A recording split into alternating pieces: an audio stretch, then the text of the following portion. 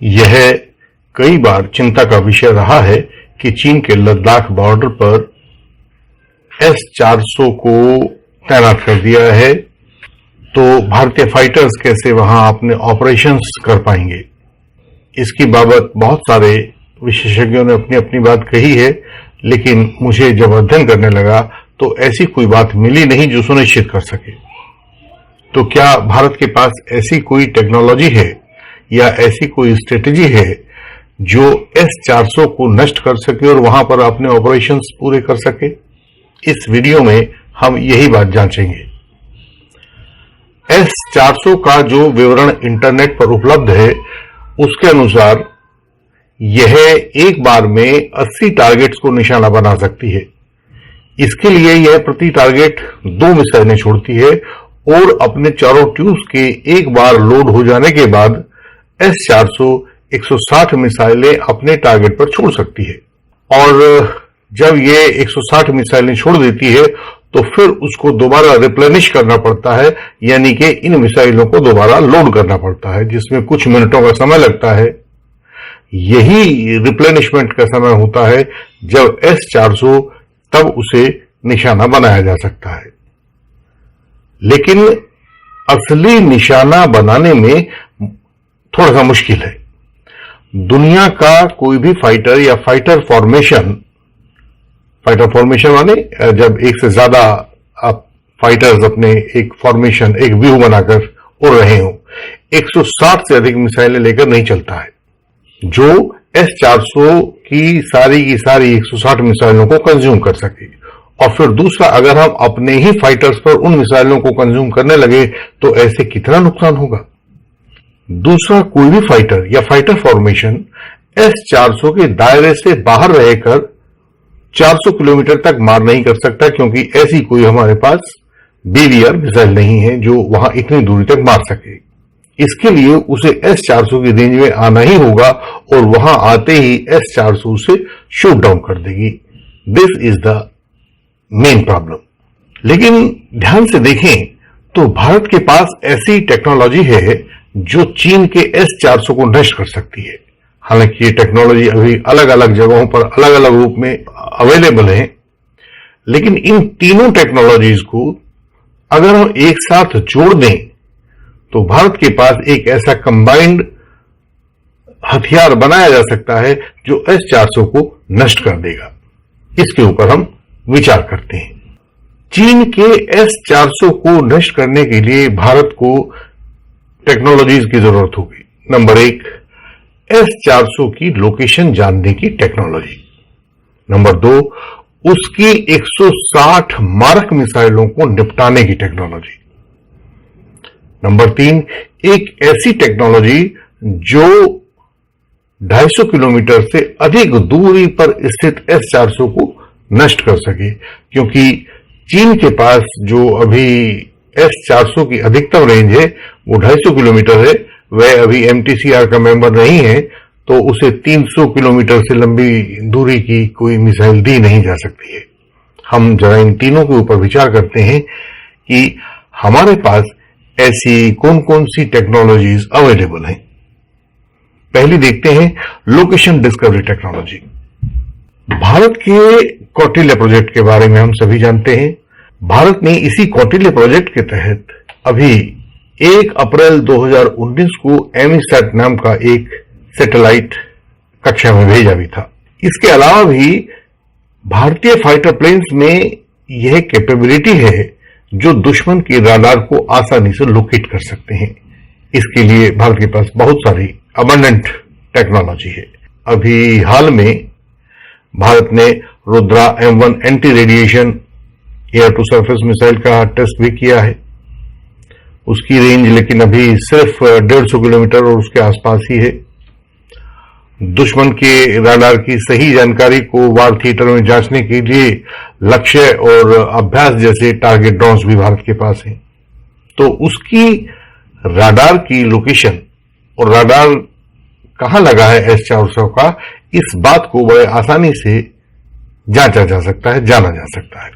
दूसरा सवाल आता है 160 मिसाइलों को नष्ट करने की टेक्नोलॉजी क्या भारत के पास है?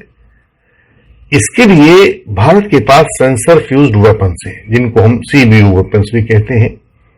टेक्नोलॉजी तो बहुत पुरानी है, लेकिन इस टेक्नोलॉजी को धीरे धीरे करके इसमें काफी सुधार किया गया है। अभी अप्रैल 2019 में भारत ने सीबीयू 105 का परीक्षण किया था और इससे यह टैंकों को नष्ट करने के लिए इस्तेमाल करता है और भारत के पास ये बहुत लंबे समय से टेक्नोलॉजी है। एक सीबीयू वेपन के अंदर बड़ा बम होता है और उस बड़े बम के अंदर सैकड़ों छोटे छोटे बम्स होते हैं। हर एक छोटा बम खुद में एक पूरा प्रोजेक्टाइल होता है, इंडिपेंडेंट प्रोजेक्टाइल की तरह काम करता है और जो भी उसके दायरे में आता है उसको वह मार सकता है। तो भारत के पास ऐसी सीबीयू। तीसरी बात देखते हैं कि भारत के पास 250 किलोमीटर से अधिक दूरी पर इन बॉम्ब्स को डिलीवर करने के लिए, ताकि हम S-400 को हिट कर सकें, क्या कोई ऐसी टेक्नोलॉजी है? आवश्यकता यह है कि भारत को किसी एयर टू सरफेस मिसाइल की जरूरत होगी जो 250 किलोमीटर से अधिक दूरी तक मार कर सकती हो। अभी फिलहाल भारत के पास स्वदेशी ब्रह्मोस का जो एयर वर्जन है और राफेल में लगने वाली जो फ्रांसीसी स्कल्प मिसाइलें हैं, वो ऐसी ही मिसाइलें हैं। ब्रह्मोस 300 किलोमीटर, 450 किलोमीटर, दो वर्जन भारत के पास है और स्कल्प मिसाइल 500 किलोमीटर के लिए एक प्रिसिशन अटैक मिसाइल है। एस्त्रा मार्क 3 में भी ऐसी ही मिसाइलों को विकसित किया जा रहा है। तो भारत के पास डिलीवरी टेक्नोलॉजी भी है। अब उपाय क्या है, किस तरह से इनको हमें इकट्ठा करना है? भारत को इन तीनों टेक्नोलॉजीज को मिला देना है।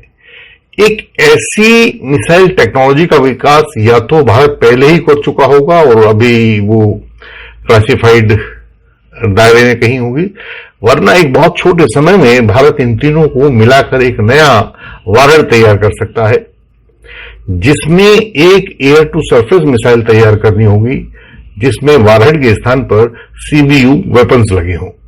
इन सीबीयू वेपन्स की संख्या, जो उसके अंदर छोटे वेपन्स होते हैं, 160 से ज्यादा रखनी होगी, जितनी की S-400 के अंदर कुल मारक मिसाइलें लगी होती हैं। सीबीयू वेपन्स वारहेड वाली यह मिसाइल 250 किलोमीटर दूर तक हमें डिलीवर करनी है। इसके लिए हम ब्रह्मोस एयर वर्जन या फ्रांसिस स्कल्प को इस्तेमाल कर सकते हैं। डिलीवरी के लिए ये मिसाइलें हमारे पास हैं और यह हमारे पास टेक्निक अवेलेबल भी है, क्योंकि भारत की जो अपनी शौर्य मिसाइल है वहां भी वो क्या करता है कि पहले फेज के बूस्टर के बाद एक दूसरी जो उसमें हाइपरसोनिक सेकेंड स्टेज है, वो ग्लाइड व्हीकल का इस्तेमाल करता है। तो ऐसा ही एक ग्लाइड व्हीकल जिसके अंदर सीबीयू वेपन्स लगे हों, हम अपनी बेसिक डिलीवरी मिसाइल के ऊपर लगा सकते हैं। अभी भारत में एक स्मार्ट टॉर्पीडो, जो मिसाइल डिलीवर्ड टॉर्पीडो है, वो भी टेस्ट किया है, जिसने 650 किलोमीटर दूर तक वार किया था। तो भारत के पास बड़ी आसानी से यह डिलीवरी सिस्टम विकसित है या किया जा सकता है। अब इन सभी टेक्नोलॉजीज को इस्तेमाल करके S-400 को हिट कैसे करना है, ये भी देखते हैं।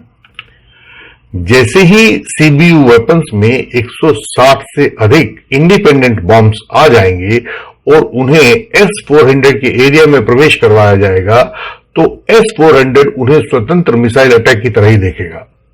वो देखेगा कि 160 मिसाइलें उसकी तरफ अटैक करने के लिए आ रही हैं और उन पर प्रहार करने के लिए अपनी काउंटर मेजर्स लेगा, अपनी मिसाइलें छोड़ेगा। S-400 केवल 80 सीबीयू बॉम्ब्स को ही टारगेट कर पाएगा, क्योंकि वो हर एक बम के ऊपर 2 मिसाइलें डालता है। तो 80 सीबीयू बम्स उनकी मिसाइलों से नष्ट हो जाएंगे, लेकिन अभी भी बाकी 80 सीबीयू बम्स बाकी बचे होंगे जो उस S-400 की तरफ आ रहे होंगे। इनमें से हर एक सीबीयू बॉम्ब एक टैंक को नष्ट करने की क्षमता रखता है। अभी हमने अप्रैल 2019 में इसके ऊपर परीक्षण करके इसको जांचा भी है। तो S-400 बैटरी की इन 80 सीबीयू बम्स के पास जो बाकी बच गए हैं, उस बैटरी की क्या हालत होगी यह हमें बताने की जरूरत नहीं है। और वैसे भी राडार को टैंक की तरह नष्ट करने की तो जरूरत होती नहीं है कि उसका पुर्जा अलग से हमें खराब कर देना है। उसमें बहुत संवेदनशील इलेक्ट्रॉनिक सर्किट्स लगे होते हैं और एक अगर छोटा सा कोई इलेक्ट्रॉनिक चिप भी खराब हो जाए तो पूरी की पूरी मशीन खराब हो जाती है। उसके लिए हमें केवल हीट और वाइब्रेशन चाहिए। एक पूरी S-400 की बैटरी तबाह हो जाएगी, एक नई मिसाइल और दुश्मन की $1 बिलियन वाली एक S-400 बैटरी खत्म। वैसे इसमें स्वदेशी ब्रह्मोस एयर या फ्रांसिस स्कैल्प में से जो प्रिसिशन गाइडेंस सिस्टम है उसको भी हम हटा सकते हैं, क्योंकि हमें वहां पर प्रिसिशन अटैक नहीं करना है। हमें तो उस एरिया में अपने अटैक बॉम्ब्स की एंट्री करा देनी है, तो हमें वहां पर प्रिसिशन गाइडेंस की जरूरत नहीं है। जिससे अगर हम ये प्रिसिशन गाइडेंस हटा देते हैं तो हमारी जो अटैकिंग, जो हमारी नई बनने वाली मिसाइल होगी, उसकी कीमत बहुत कम हो सकती है। प्रिसिशन गाइडेंस की हमें इसलिए जरूरत नहीं है क्योंकि हम तो यहां पूरा एरिया हिट करना चाहते हैं ताकि S-400 को लगे कि असली हमला हुआ है। इस तरह भारत अपनी ऑलरेडी अवेलेबल 3 टेक्नोलॉजीज को इकट्ठा करके एक नई वॉरहेड बना सकता है और इस वॉरहेड के हमले से S-400 को तबाह कर सकता है। ये तो चीन तो एक S-400 लिए हुए है, अगर ये ज्यादा भी लेगा तो वो सब की सब इसी तरह से नष्ट हो जाएंगी। यही एक तरीका है।